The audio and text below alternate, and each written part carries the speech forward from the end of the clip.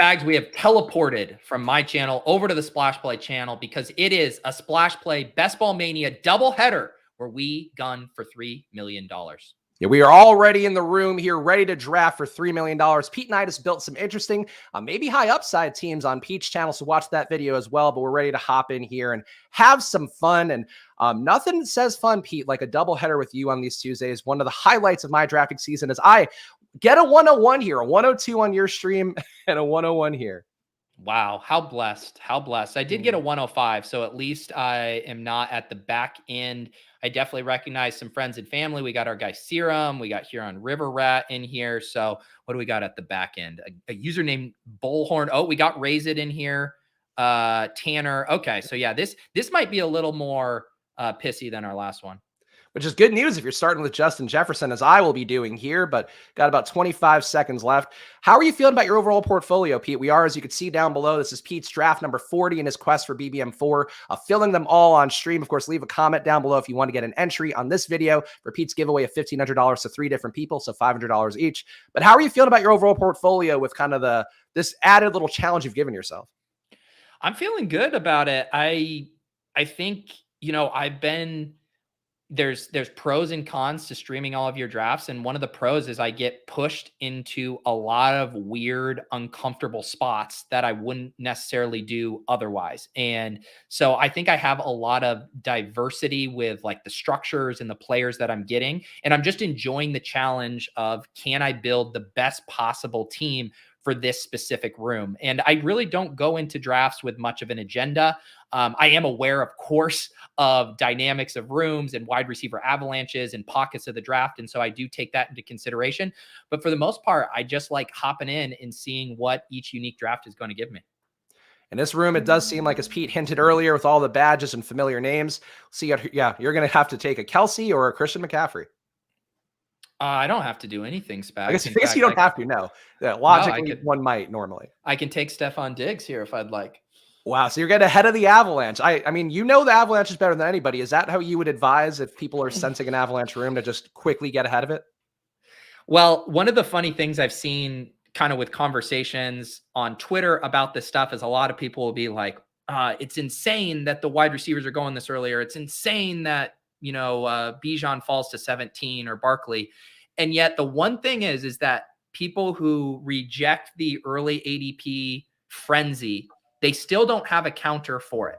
Because I still have yet to see someone who's hopped in a room and successfully fought the wide receiver avalanche and drafted a good team. And what that tells you is that the wide receivers are actually efficiently priced, even when they're going a little bit ahead of ADP. Because if they weren't efficient, there would be an actual counter strategy to beat it. But the way the dynamics work on Underdog and the way the pockets of the draft work, you will lose if you stubbornly refuse to draft a wide receiver during a wide receiver avalanche. So I start to think about, would I rather reach 2 picks ahead of ADP for Stephon Diggs or 20 picks ahead of ADP for Jacoby Myers? Because those are some of the situations you find yourself in if you punt wide receiver in these rooms. And the opportunity cost of taking Diggs over Bijan or Kelsey is far, far less than it is taking Jacoby Myers over James Cook, you know? So those are kind of the situations that you find yourself in. And yeah, we got to play. There's a GTO strategy and then there's an exploitative strategy, and we have to read the room and play the man sometimes. Yeah, no, I think that's right. I'm curious to see how guys like Bullhorn and Run for Shelter, I believe is Captain Osimo in our chat, taking Kelsey there. McCaffrey at 9 is probably going to feel good for Bullhorn, but if he takes a running back here, he is going to be in dire straits. Potentially. Yeah, and it all depends, right? Like, your mileage may vary. You might love Jonathan Mingo and Rashee Rice and Adam Thielen or whatever, and you might say, hey, I can play these 2v2s out, and I trust my ability to recover. I don't necessarily always feel that way. Yeah, I think that makes sense. And people saying that you were setting up Allen the third, he goes instead with the Travis Kelce owner, so that's not going to be there for you. But that doesn't matter. I don't think you're fine with just Diggs. Yeah, although one thing I was hoping Devonta, and I actually am going to make a best ball tip video about this, kind of talking about the falling quarterback prices. And one thing that's really fun is I love a Diggs Kelsey start with Devonta Smith as your second round pick because you leave yourself open for two different quarterback fallers.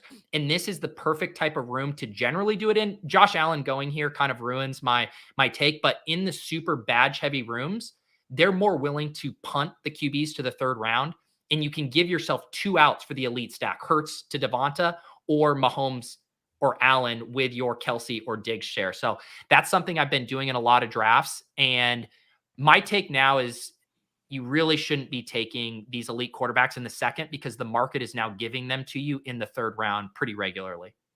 I think that makes sense. I'm on the clock here. Oh, okay. Elite QBs falling a little bit, like Pete just mentioned. I don't think I want another share of Mahomes. So I'm going to put Metcalf in my queue. He'll be one of my picks here. Don't want to reach for Ridley again.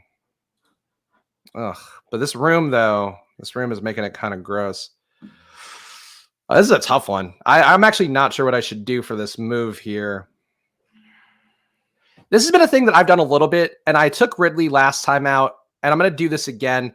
I think Christian Watson is mispriced. I know he falls a little bit, but he's not going to come back to me in the one hole, so I am taking Christian Watson here to correlate for week 17 with Justin Jefferson. Wow.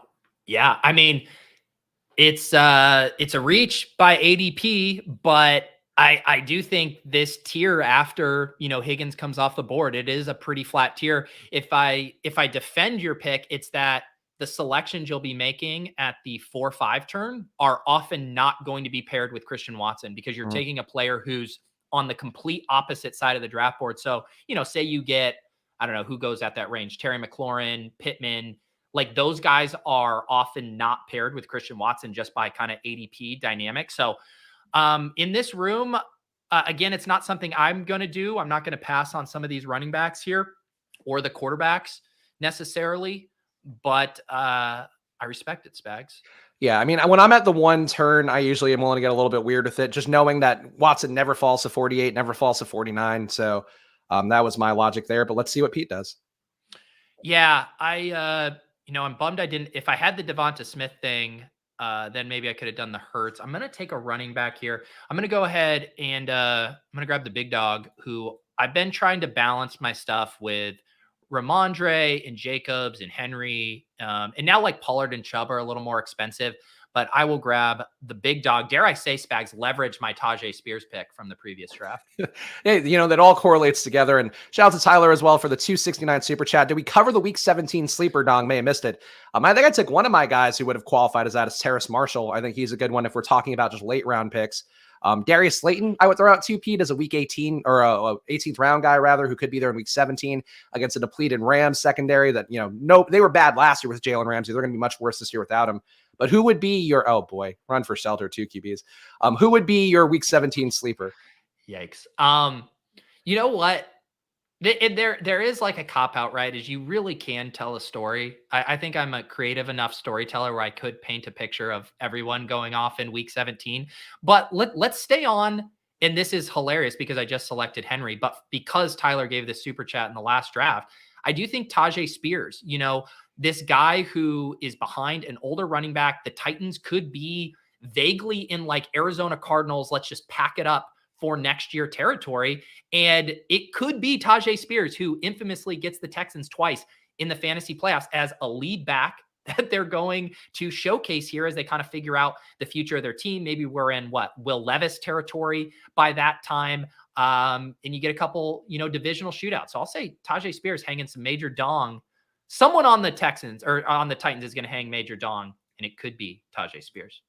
I think that's a fair way to look at it. Tajay certainly has shown ceiling ability in college. He destroyed USC in a bowl game that would have been worth countless fantasy points if that were an NFL game. So I think that's certainly a player that I wouldn't mind. And ACLs or not, that probably won't matter at this point in his career. Yeah.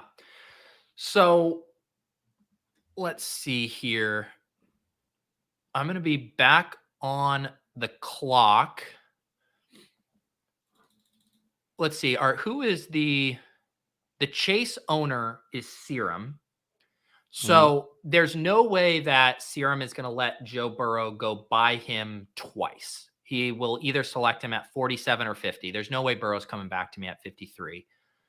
So I have to decide, do I want to take Burrow here? If I'm looking at the board, is there any big opportunity cost guys that would be bad to pass on here? Although taking Burrow ahead of Lamar feels very bad. That's probably not the wisest. Yeah, I might push it. I might push it and just make someone else do that. If we are getting the quarterbacks falling here, Lamar does go. Mhm. That makes it a little easier. I do have a little value in Jerry Jeudy, who I like, falling a couple picks past ADP. I'm gonna still go ahead and grab Joe Burrow. I like a decent amount of the early 5th round wide receiver options that I don't think there's a ton of difference between the guys available here. So I'm sorry, Serum. I am going to go ahead and lock up my Burrow to T. Higgins stack. Yeah, I think your opportunity cost wasn't there really. I mean, you're missing out on McLaurin, Gibbs, Najee Harris. You're not missing out on any major guys that I think would make you feel too bad about. Like the Burrow thing is just more logical, I think, to do at that point. Yeah, I mean it's right at ADP. You can obviously get better discounts on him sometimes, specifically from the 1 or the 2 hole, because you can get him at pick 49 or 50. But Serum Too Sharp, I knew, is taking Burrow there with Chase, and with Diggs and Henry. I don't have any early quarterback options, so I don't mind stacking up T. If I'm going to reach on T and be a pretty aggressive with where T is going, I'm going to need Burrow to smash. So I'm going to take Hawkinson with one of these picks. Then now the conflict sets in for me, where we all know there's a certain player that I love to set up at this point in the draft. And we also know that Michael Pittman not suspended for gambling. So he's available. But I could also increase my Seattle bet and go that way. But if I'm taking the elite tight end, I'm going to go receiver again. And Michael Pittman, Pete, this is a bit that started on Friday. No. You have a Pittman jersey now too? No, it's still I was Richardson. like, goodness. But I like to talk to the Richardson jersey as though he's like my Green Goblin helmet. And I go, hey, don't worry, buddy. We're live. Give him a little kiss. Sometimes a French kiss. How much were you sweating bullets during that 1 hour before the rumor about who was suspended? Were you just terrified that it was Richardson or Pittman or even Alec Pierce? Well, it couldn't be Richardson because that would be such a quick turnaround. He just got into the building. If he got to the building and we're just cranking out bets, I'd probably be a bigger fan, I guess. But no, I was a little worried it was Pittman because some of the Twitter rumors were there, but my thing is just not to panic. So I didn't panic about it too much, thankfully, but I was like, oh, please, fuck no. Wow. Gibbs at pick 5-2. I'm jealous. River Rat there. Very jealous. Man, what am I going to do here? I'm going to go ahead and take Mixon. A lot of my Burrow, I don't have a lot of Burrow with Mixon. Probably none, considering how few times I've taken Mixon. Only one other time there. I am definitely at risk here of getting shut out at some wide receivers in this room because I've taken a second running back detour and the quarterback detour, but I just didn't love selecting one of those wide receivers there. This is kind of using the difficulty of a sharp room to kind of push me into some constructions that I normally haven't made. But I've already talked about, this was kind of similar to your Jags thing, right? Where it's like, I'm aggressively drafting T. I'm drafting Burrow at ADP. I need this offense to smash. Let's bring Joe Mixon along for the ride. Do you feel bad now that, because I don't think you were taking a lot of Mixon either. I was willingly eschewing him in the 70s, the 80s, like all that. And now it does feel like unless they need him to get cut for a contract thing, like the further we get past June 1, the more unlikely it is that he gets cut. Are you feeling any sort of, I don't know, buyer's remorse about that? Or was it still so uncertain that it does feel like the right choice? Because we were right about Dalvin Cook and not taking him.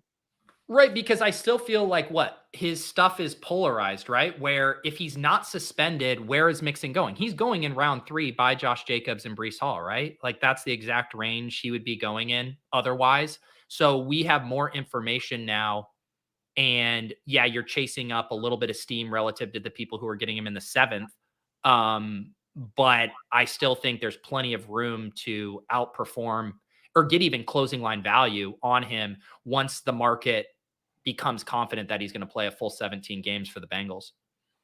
Yeah, no, I think that's definitely true. And Mixon, certainly a player that could lose some snaps to a guy like Travion Williams, who's going to be apparently the guy who gets the first crack at the pass game work, and also Chase Brown, the rookie in there, who certainly can do a little bit of both as a high volume guy at Illinois. So that's certainly something that hovers around Mixon. But it just feels like at this point, I feel safe taking him in the 50s, and it sucks because he's probably going to get up to the 40s, and then he's going to get cut because they need to extend Burrow and T Higgins in one swoop. Yeah. But what are you going to do? What This am I room, by the way, gonna too, do? not as pissy as I would have thought. Everybody's got a running back except for me. So I feel pretty good about my 0 RB start. It's a weird thing where we have one bad team out of the 7 hole, and then everyone else is kind of drafting optimally. And so it's kind of thrown the QB stuff is what got really weird. I think, but otherwise I think everything is normalizing. Yeah, I mean, I know Captain Osmo's in the chat defending some of his takes and all that, but boy, if you are streaming, if you're not taking a receiver in the first 6 rounds, I don't see how that team could advance. Yeah, I don't either. All right, I definitely am taking a running back, a wide receiver here. Let's go with Traylon Burks. Again, if I'm betting on Derrick Henry and this Titans team, we will build out a little Titans stack, although I will not feel obligated to grab any quarterback with it. Yeah, I think that's a fair way to look at it. Traylon Burks, certainly a player that impressing so far in the OTAs portion of things, but obviously we'll see how that goes. But if anything else, like he's the only guy they have to throw to at this point with any sort of confidence. Yeah, I really like Traylon Burks, and I'm kind of surprised too. He fits kind of like the profile that the typical underdog drafter really likes. I think people are just so grossed out by the Titans in general, right? Like if people weren't grossed out about the Titans, Derrick Henry would be a 1-2 turn pick. You know, Traylon Burks would be going like where Brandon Ayuk got steamed up to a couple of years ago in the 4th round. But people are just kind of terrified about the implosion risk with the Titans. So I'm going to take at least one running back here. I'm going to take Miles Sanders because he is 12 picks after ADP at this point. And yeah, I'm gonna roll the dice at QB. And I'm going to take Kadarius Toney with my second pick because I do want to be done at receiver for now and then go on a run at some other positions. But I like Kadarius Toney enough. And frankly, I never see him fall to 73. He's got a 70.4 ADP. I know he falls 73. Never happens in a room I'm in. You know, it happens. I mean, you got a couple values. I haven't been selecting Miles Sanders, but if I were to select him, it would be at pick 72 instead of what's his ADP? Is it like 55? 60 flat. Okay. Yeah. Yeah, because it's the dynamic too, where they start to fall out of that opportunity cost range there. I think for your anchor, kind of like what I did with Dobbins in that last draft, Sanders at a discount makes some sense there. Quickly, before Pete picks here, guys, make sure to subscribe to the channel. Of course, about 60% of people that watch Splash Play are not subscribed, and we'd appreciate it if you help us out here as we try to grow things here. Subscribe, of course, like the video, leave a comment down below, and you get Gabe Davis, which I think was probably the obvious pick given your build. Yeah, I mean, Jahan Dotson and Quentin Johnston go, 2 guys I like a lot. But Gabe Davis here with my Diggs Buffalo bet, I don't think, I'm now doing what I said I don't do a lot, which is heavily concentrated on 3 different teams here. I have exposure to only 3 teams through 7 rounds. The Bengals with Burrow, Mixon, and T, the Titans with Henry and Traylon Burks, and the Bills with Diggs and Gabe Davis. I think these teams make a lot of sense. Like, it's not something you can naturally align a bunch, but I felt good building that team last time out, especially when I figured, I kind of have to deviate a little bit and get weird. I think your build also really appeals to how I like teams looking. So I think the kind of correlating on a bunch of teams early kind of makes sense if it aligns and you're not reaching for it all. For sure. That's the rub, right? Like you're not reaching to overstack. I actually want to push back on William's comment here. And you know me, I'm loath to defend Spags. I actually think unstacked Toney makes the most sense of any of the Chiefs pass catchers. One, he doesn't run a ton of routes. And when they do use him, they're doing a lot of the gimmicky stuff. They are giving him into rounds.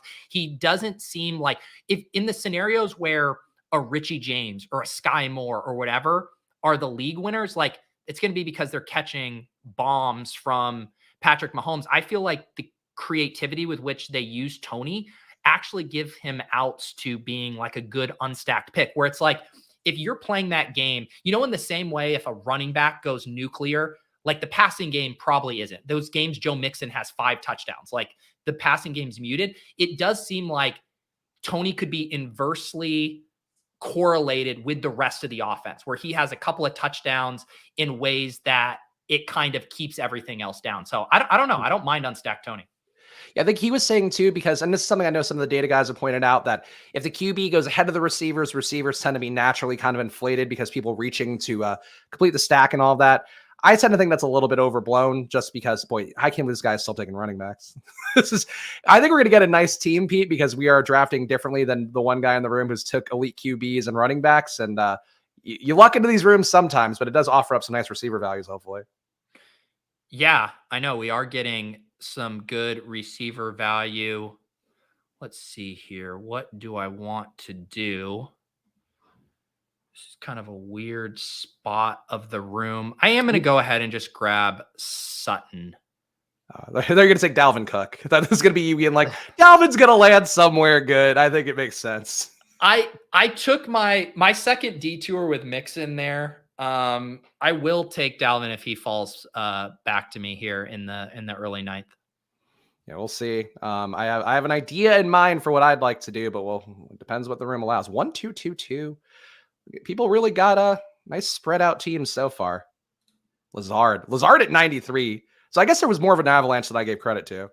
Well, that goes back to, that was the thing I was talking. Wasn't that the exact example I used? I'd rather reach a couple picks ahead of ADP for Diggs than reach 25 picks ahead for Jacoby Myers. Just sub in for Alan Lazard. Like, that is what happens. And I know River Rat's a good drafter, but the double elite tight end with only 2 wide receivers forces you into starting to make what I would consider suboptimal picks. Yeah. And I think there's definitely a trap you could fall into. So Dalvin goes there. All right. I'm not going to push Kirk too far. I want him here. And Pete, it's pick 97. I have Michael Pittman. We all know what that means. Time for a coffee pour. Anthony Richardson. We did it. With the jersey on, Kirk Cousins and Michael Pittman and Anthony Richardson are all on my team.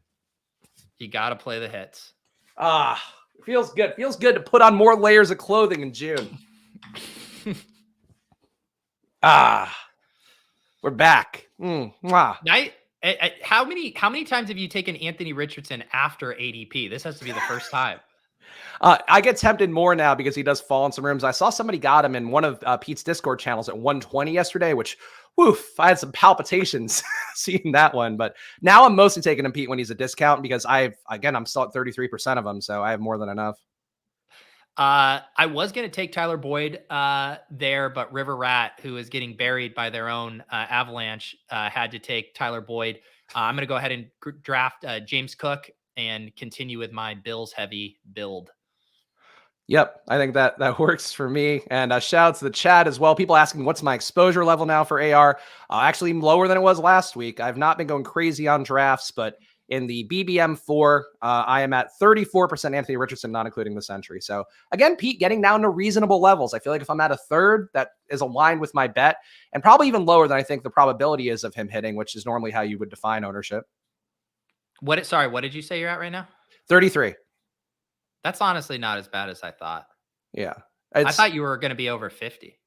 No, I'm trying to time the pockets right, where if he goes down a little bit, I'll take him a little bit more. If he goes up a little bit, I'll take him a little bit less. But I think I've now gotten more than enough configurations of him to feel pretty good about my bet on him overall. But I still think, to me, it's like, I view him as having a 50% chance to have the success that I want to look for. In a DFS, that would be like, oh, cool, you have 50% ownership. Obviously, in best ball, it's a little bit different. So if I have 25 to 33% AR, I feel like that's still commensurate with my bet, but not going crazy. Yeah, I agree. Love Star says you got it. The jersey should be reserved for only when you have over 50% exposure. I think you got to take it off. I think this is an unfair metric to have. I've been the person. I'm getting Leone tweets now of him highlighting me as somebody as held up as an example of when you're gambling, but gambling from a place of knowledge because of my AR bets. So this is my brand now. Nobody can take this brand from me. Well, Spag, you saying that you're actually now waiting to get him in drafts in the correct pockets and stuff showed a lot of growth. Although you do enable yourself by being like, oh, Michael Pittman here in the 5th. Guess I got to take him. I wonder what that opens me up for later. It is a little bit like an addiction thing where it's like, oh yeah, I'll have this non-alcoholic beer, and then you get a taste for it, and you're right back on the sauce. But yes, I agree. If you take Pittman, you're almost definitely forecasting a little bit of AR coming your way. Exactly. No, I don't think it's going to get refunded. Everything's at ADP for our guy in the 7 hole. Yeah, they anytime you can torch a lineup to get just a modicum of attention on stream, you got to do it. I think, I had mentioned last draft that I wanted to do I want to do that? I'm thinking about the Daniel Jones backdoor stack stuff again. Yeah, let's do it. We're going to grab Daniel Jones here, 8 picks past ADP. And then because I'll have a few different avenues with all of those Giants players to get some stacks here. But will you get a Rams bring back? That's the question. I could definitely be in the market for a Rams bring back. Definitely. Okay, I'm curious which one. Puka. So Puka's apparently really winning some people over in camp, which is fun. I think he's better than Tutu. But yeah. Yeah, I mean, they're different players though. Like Tutu is going to be used more as like a vertical threat, and Puka, I think if he hits his ceiling, it's going to be like Robert Woods light, where he's more of a possession receiver over the middle. So I don't think those guys, their success is necessarily inversely correlated. All right, I'm going to take Damian Harris here to start hitting running back, as I talked about. I do want to go on a little bit of a run potentially at running back. Anybody else? Yeah, you know what? I'm going to do what I did talk about with Pete last stream. I think Eli Mitchell's a really nice 0 RB or semi-0 RB running back, and all these guys are going to get snaps. So that's a nice start, I think, for my team. Yeah, your team is like very similar, the 0 RB build that I did last draft, where you kind of have the modified anchor with Sanders as the Dobbins, you get Mitchell, and then you start hammering some of this guys in the sweet spot here. Yeah, I like the way this has started for, I think, both of us. I think this is how you take advantage of a room, I think, where you have somebody who's doing something out, whether he's right or wrong, doing something unconventional at his spot. I think we both have worked the pockets pretty well and ended up with normal teams. And that's why, too, if you ever see a drafter going ape shit, like I had a guy who took 12 QBs in a league last year, did not get thrown out. And I think it was in the big board. My team advanced, his did not. I think that's, learning how to work these rooms is probably as big a skill as anything. You know what I'm about to do? I'm about to select a guy I've not selected yet in BBM4. I need a Chiefs bring back. He's sitting here at ADP, my first Sky Moore share of 2023. I think he's a decent pick at this ADP. Like, he's apparently going to be getting at least a shot to be in that 3 wide receiver set, which is a good thing for him. Just more snaps for him would be a big part of it because he just wasn't out there enough. But if he's going to be out there running 40, 50 routes a game somehow, I would have no issue taking him in the 90s even. Yeah. I mean, it is nice to get, that last year, we memed him up into the 70s, but I do think, like, I've been taking Rashee Rice. I have more Rashee Rice than Moore just because Rashee was way cheaper to start. But when you start to look at the ambiguity in this room, and I mean, you can make a pretty easy case against Kadarius Toney. I think he's still a good risk reward proposition, but it's not hard to be like Kadarius Toney could just be nada. And then all of a sudden, if that's the case, it's Travis Kelce. And then what? This massively ambiguous wide receiver room. I do like Richie James late as well, but I want to be taking stabs on all these guys, even MVS. These guys can, depending on how things shake out. I think the ambiguity is our friend as far as how it's relating to their ADPs.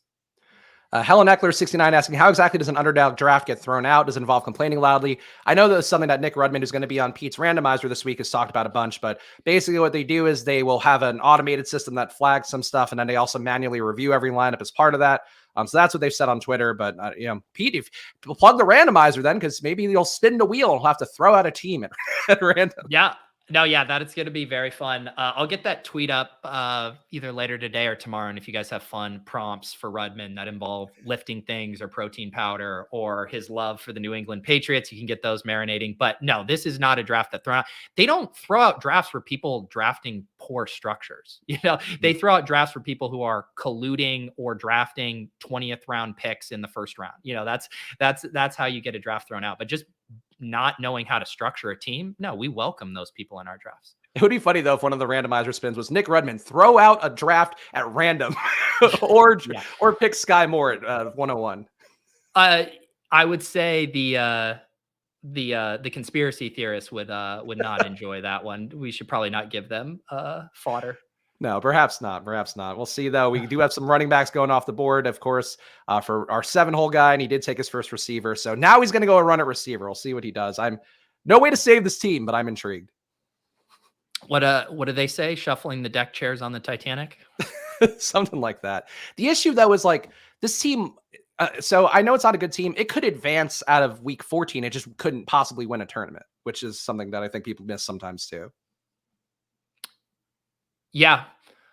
All right. I'm going to be on the clock here at pick 140. I have not selected a tight end yet. This is probably going to be a 3 tight end build. None of the kind of like premium 0RB targets have really slid here. So we've kind of wiped out a tier. I'm going to go ahead and grab Dalton Schultz. I have that big bet on Tennessee with Henry and Burks. And so we'll bring Schultz as a bring back for week 17, who also fills a positional need as well as an ADP value. Yeah, Dalton Schultz, I think, is a player that's starting to get a little more hype around him in the data circles because he's one of few guys that actually has a lot of routes per game would be expected for him, and B, like he actually has a ceiling that he's shown in the past. I don't hate Schultz. Like I also believe a little bit more in CJ Stroud being a viable QB from day one. He's not going to be a rusher like AR, and he's probably not as good of like a pure game manager as a Bryce Young will be, but he was great in college, and they've certainly tried to give him weapons. They've given him real NFL players around him at least. Yeah. This was another thing I wrote about in the newsletter. I was talking about how we've actually seen a ton of tight end fallers in ADP, and they all fall in like the round 8 to 14 range. So Waller has fallen a bit over the past couple of weeks. This is looking at ADP changes since the beginning of May. You also obviously see like the Dawson Knox, the Dalton Schultz, the Cole Kmet. And I think this is drafters acknowledging a bit of a tight end dead zone where they either want the elite tight ends or they want the punt tight ends at the end of the draft. And so these guys in the middle are coming down. I still want to be targeting these guys, A, when they're an ADP value, now they're falling, and 2, when I'm getting a correlation boost from it, which is what I got with this pick here. I think that guy took KJ Osborne early, so I can't get another Minnesota player. It does feel like we're getting very frothy in this room at receiver. I've got Shark? 4 running backs. Yeah, I'm going to taking Jalen Hyatt. Thank you. So I can take a different Giants wide receiver. Yeah, that wasn't an intentional snipe. It's like Thielen or Chark or Hyatt. I guess I prefer Hyatt, but I don't really. Yeah, I just like cost adjusted like Wan'Dale Robinson and Slayton more. I am going to get my Irv Smith share here. I missed out on Boyd with Burrow, but I am getting my double stack here with Higgins and Irv Smith, along with the Joe Mixon. And I do now have the bye week bros. I just want you all to know I'm probably going to do a 3 tight end build. So just relax before you grab your pitchforks. But right now, as of the moment, both of my tight ends have the same bye week. It's crazy. I don't know what you're going to do with that 1 0-point week you would get in a position where there's 0-point weeks left and right throughout an entire season. The bye week bros, man, they're vicious. They're absolutely vicious. I could see being like mad if you post like a 2 QB bye week. And even then there's a couple that have come up. Like I know you and Corain did the Hurts Stafford one. I've done that a couple times as well. Like those are a little more egregious though, because you are going to miss out potentially on 20 points, but for tight end where it's so hard to get a good one anyway, I just wouldn't care that much. Yeah, I don't. I know you don't, but for the people out there, don't sweat it too much if you are. Oof. Tough pocket of the room. Curtis Samuel going at 151. Not great. Man, I I want as someone who likes McLaurin, likes Dotson, likes Gibson, likes Sam Howell. I would think I would have a little bit more Curtis Samuel, rounding out like double stacks. And I just never am able to get him. I feel like he just always goes like 10 picks ahead of where I'm comfortable with it. Yeah, I mean, he was one of those guys that I kind of filed away mentally as like, he's going to get cut. Like everybody's saying he's going to get cut. They need to save some money. He didn't get cut. And now we're post June 1. That still is a window to get cut before training camp starts, but feels like he's not going to be. And if anything, like Samuel might be that Kadarius Toney route guy where he's running the rub routes and running those like kind of, pre-snap motion routes. And he could actually have some value for Washington. So I might need to like reconfigure my brain a little bit because I too never take Curtis Samuel, but I think Washington's a perfectly viable stack. Yeah, I do too. And again, going back to those things of like the way I think about the Commanders and the Steelers is there is a lot of volatility to how good those offenses are. And it really hinges on, do Sam Howell and Kenny Pickett take a leap? And if they do, I do think you're going to see a pretty big rising tide situation.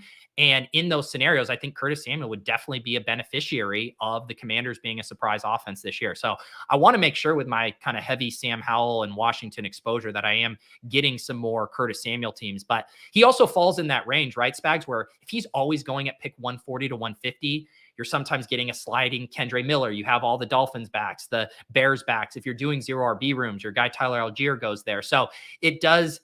And that's why I like getting on different structures sometimes where it's like, I want to be in some spots where I need a wide receiver at 150 so I could get a Curtis Samuel share here and there. Yeah, no, I agree. I definitely a pocket where I normally am taking running backs, which is part of why too, like I didn't even feel comfortable with Jalen Hyatt that much because normally this is where I would take Tank and, I don't know, Chase Brown or somebody like that.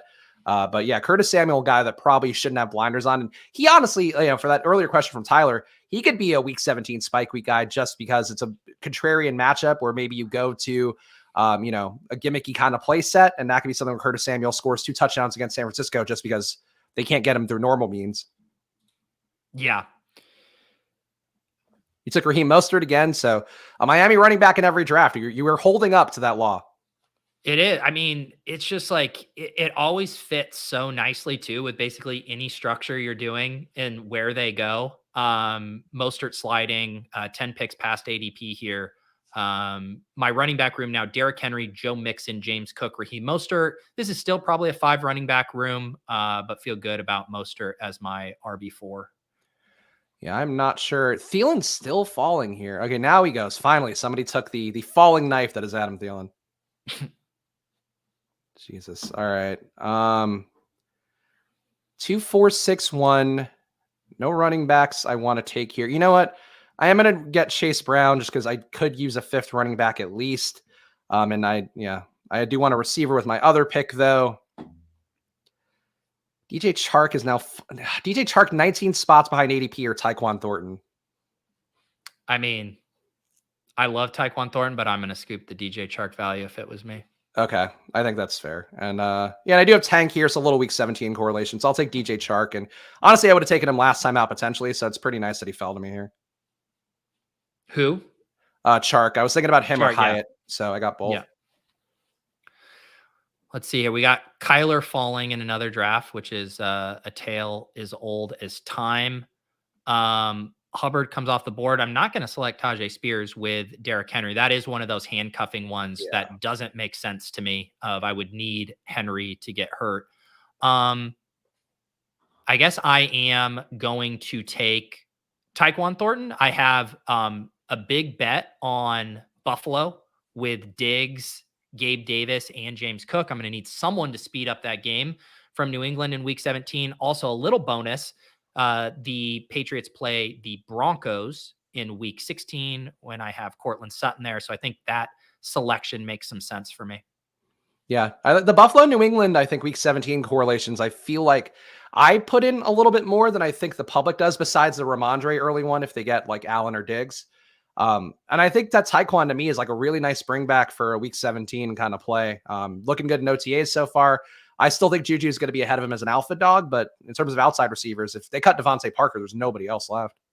Yeah, I mean, Tyquan and Juju play completely different positions. They're going to be used differently. Juju there to replace the Jacoby Myers stuff, and Tyquan Thornton. I mean, they've For years, they've looked for a field stretcher. Like literally since Randy Moss left the team, they've been hunting for a field stretcher. Tyquan Thornton has the speed to do that. And like you said, the OTA reports, granted, it confirms my prior, so I love it. But he is getting a ton of buzz from New England beat reporters right now. Yeah, and I would, I'd couch it a little bit because Juju wasn't out there, and I think Parker wasn't going either. But those are two things that'll certainly pull from him a little bit. But the upside being there is the main thing for me. And again, Buffalo, a defense that's still pretty good, so and should be sticky throughout the year because it's not like they're good out of turnovers only. So Tyquan being a guy that gets sort of plays drawn up from in week 17 would certainly be there. And I just like Tyquan too. Like I think I don't like him as much as you do. People pointing out, I guess you got a min cash with him in the SPY last year, so that's why you have a blind spot for him. But for me, I'm not the Tyquan stan or anything, but I think he's still undervalued at, going in the 170s. The problem is, and this is where we were talking about the Curtis Samuel stuff. We were joking about the Allen Lazard, Jacoby Myers. They're just the number, if we're being honest with ourselves, and you can make cases for guys based on correlation. We were just doing it with Curtis Samuel, but the type of profiles that historically can actually break out, the number of those that exist after round 10 is very small, like maybe 5 or 6 that like truly I think could do it. And I do think Tyquan Thornton fits a breakout profile. And I mean, the cost is still so cheap. I envision Tyquan Thornton rising a good 2 to 3 rounds from where he is now. I think we're going to get pretty good closing line value on him. Yeah, I mean, honestly, if you're talking Tyquan, even compared to like the Jalen Hyatt thing, I don't think I would have a hard time clicking Tyquan if he were in the 140s. But like Jalen Hyatt, I did. So it does feel to me like Tyquan going in this Samuel, DPJ, KJ Osborne range wouldn't be totally insane. Yeah, I mean, that tier is so flat, right? Like looking at the board, basically after like the Jaden Reed, Alec Pierce's come off, to me in that, right where you referenced it, right out like 145 to 155. There's no reason he shouldn't be there with Hyatt, DPJ, Mims, Samuel. Yeah, I think that's fair. I'm fully on board with hammering Tyquan until he gets there because I just don't see how he doesn't get there. Like he should, like him going next to Robert Woods is an affront to Tyquan Thornton. We do finally see Dawson Knox go at a reasonable price. I mean, he has been, talk about a slider. I mean, people are out here getting Dawson Knox at pick 200 right now. Some absolute crazy stuff there with him. Yeah, I agree. And Terrace Marshall going in the 16th here to our unconventional draft in the 7 hole. But that to me is also probably where Terrace Marshall should go. Yeah, maybe even better if the camp reports get there. He can be in that Tyquan range that we just talked about. What am I? I'm going to end up having to get creative with my final running back selection. You guys absolutely wiped out all of my Giants wide receivers. Normally there's like 8 of them to draft. So I am going to just have to reach here a little bit and get Darius Slayton. So I lock up one stack with Danny Dimes. Yeah, Slayton still, I think, my favorite cost-adjusted guy out of all of them. Like, I know you're a little more on the Wandale side, but Slayton plays a role that nobody else can really play. Maybe Hodgins, but even still, it's just not the same downfield kind of threat. Yeah.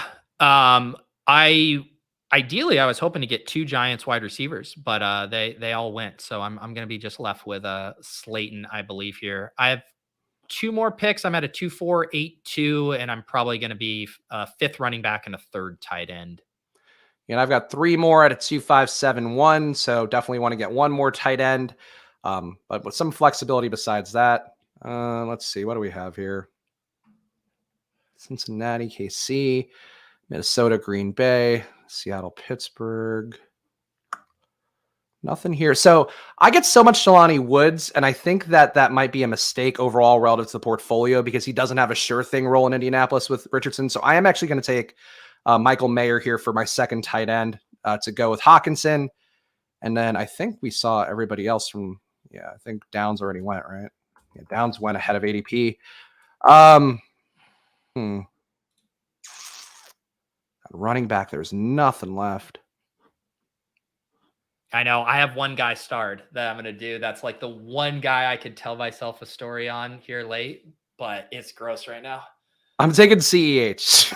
So I'm going gross too. I don't think I need him, but positive camp reports and playing for his next contract, whether it be in KC or elsewhere, probably elsewhere. I'll take CEH in the 17th round and don't love it. Yeah, and like at the top of Pat's ranks right now, I see the Zeke Fournette, and I fully agree. You are going to get closing line value when those guys sign. Like regardless of where they sign, they're going to move up a couple rounds. But I just don't care about closing line value for players that suck.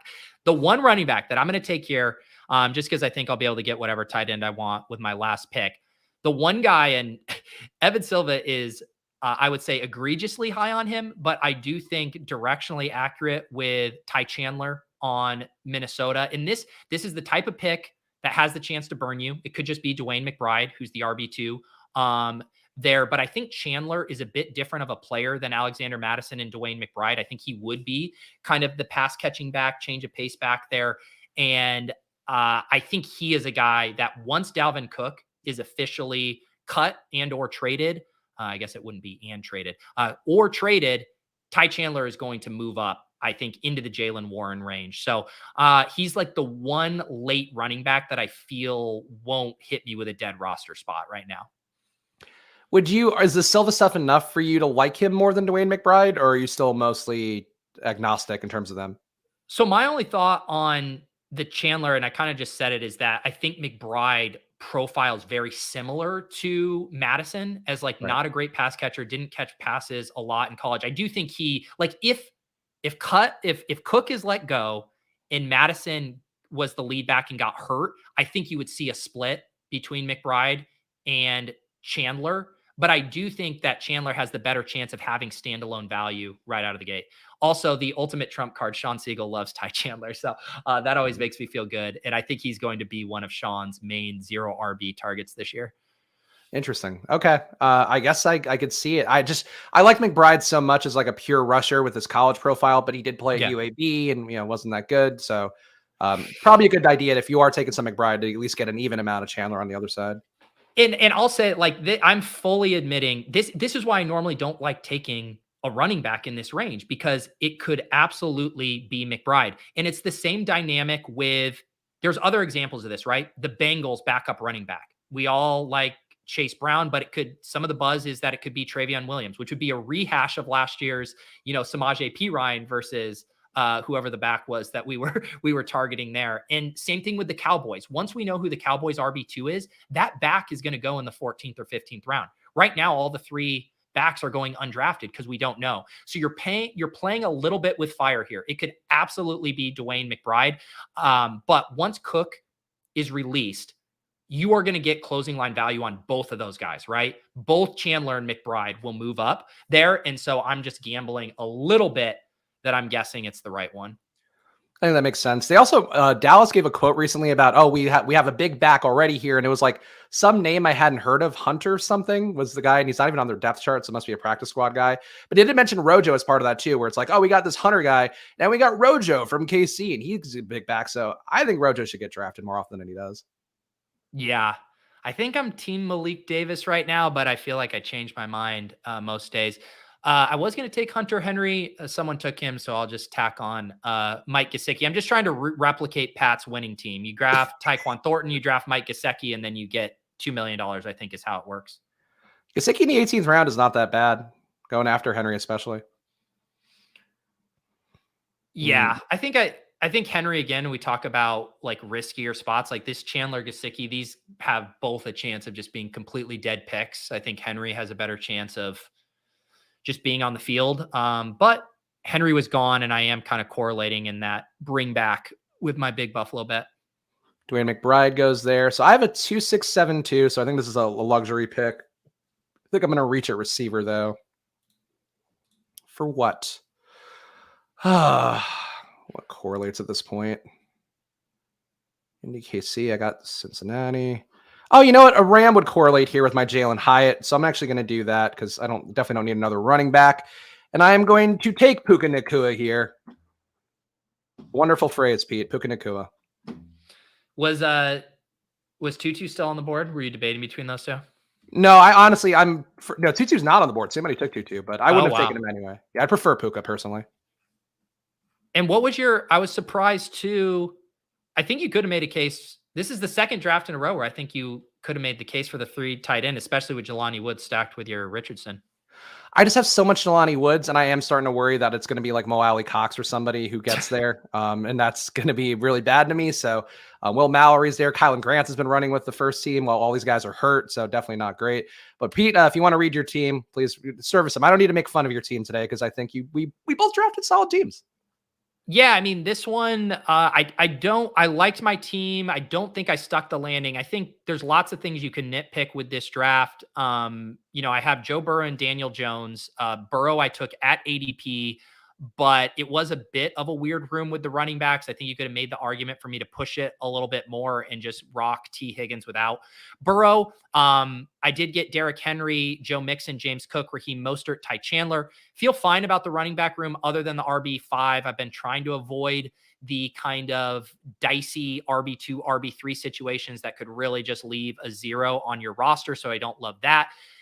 Didn't mind how I recovered at wide receiver, though, despite the Mixon and Henry detours. I got Diggs, T. Higgins, Treylon Burks, Gabe Davis, Cortland Sutton, Sky Moore, Tyquan Thornton, Darius Slayton. So getting a bit of a bring back there in Sky for my big Bengals bet. And then my tight ends or whatever. Like when you go 3 cheap tight ends, it's like hard to poke holes in it because you spent so little capital. But Dalton Schultz, Irv Smith stacked with Burrow and Mike Gesicki. I think it's fine. It's not the best team I've drafted, though. I'm not like running to show people this one. I love that now that you've ripped off the band-aid of 3 tight ends and now you're just drafting them left and right, telling me to draft 3 tight ends. You're definitely more in on them than you've ever been at any other point. Well, here's honestly how I think about it. I think that in most drafts through 7 or 8 rounds, you have room for basically 2 detours. And that can either be like a second running back, an elite tight end, or an elite quarterback. And a lot of times early in the draft season, one of those detours for me was the elite tight end. But if I do want to get that second running back, Joe Mixon correlated with Burrow, or I want to get that elite quarterback, in this case, Burrow, I've now already kind of used up my 2 detours. I'm not going to be able to do an elite tight end. Then you're catching up at wide receiver. So you can't get a luxury, Freiermuth, Njoku pick. And you are naturally, I think, forced to the late tight end builds. Where I've actually changed is old me probably would have just done Dalton Schultz and Irv Smith and stopped and just been like, whatever, I'll go thin at tight end. And now what I'm coming around on is these third tight ends being stronger bets than a lot of the flyer wide receivers. Gesicki doesn't necessarily fit that mold, though. And that's why I don't like this team. I would rather have Hunter Henry to firm up that bet. But yes, that is kind of my thought process with 3 tight end builds in general. Did you hear Gesicki's running out of the slot, Pete? It's looking pretty good. I know, but isn't that like the same thing we heard forever when he was in Miami? That's not necessarily a good thing. And also without Juju going out there too, I think it probably does make a little easier for Gesicki to be running slot routes. So my final team, Kirk Cousins, Anthony Richardson at QB, no bye week issues there. Running back, Miles Sanders, Damian Harris, Eli Mitchell, Tank Bigsby, Chase Brown, and CEH. I honestly might not have needed CEH, but I took him. Justin Jefferson, DK Metcalf, Christian Watson, Michael Pittman, Kadarius Toney, Jalen Hyatt, DJ Chark, and Puka Nacua at receiver. And a tight end, I didn't realize I have a double week 13 tight end bye here. TJ Hawkins and Michael Mayer. So should have taken the third. Tisk. I am ashamed, guys, but what would make me less ashamed is if you guys subscribe to the channel. And Pete, I don't even know if you remember this, but you did say if you get to 15,000 subs on your channel, we get to 3,000 here on Splash Play, that Pete would lock himself in to do a little boozy show for us. So I am going to throw that back out there. Forgotten to promote it the last few weeks, but get us to 3,000 subs on here, and Pete and I will get blasted, and then we'll be negligent in our care for our children. Yeah, I keep making like all these basically what I'm going to have to start doing with these streams is like killing multiple birds with one stone. Like I'm going to be like, okay, Spags, I did agree to do this drinking stream, but I'm also behind on my Underdog Cardio Club streams. So I'm going to be drinking while running on a treadmill while we draft. That's what's going to end up happening to me at the end of the summer. Which would be the peak of content. That's really the apex you've strived for all these years. Exactly. Just me throwing up on stream, I think would be ratings gold. So make sure to follow me at Chris Spags, follow Pete at Peter Overzet, follow the show at Splash Play Pod. And again, tomorrow, check out the 4for4 channel. Our boy John Daigle's having us on 3 p.m. I believe East Coast time will be the time on there. So go check that out. That'll be a lot of fun hanging out with Daigle, who's clearly working really hard out there, doing all the content. So I'm happy to give a little bit of a bump there and ride Pete's bump more so. And Pete, your plugs one more time, of course, 'cause you have a lot of great stuff going on here that people might not even realize.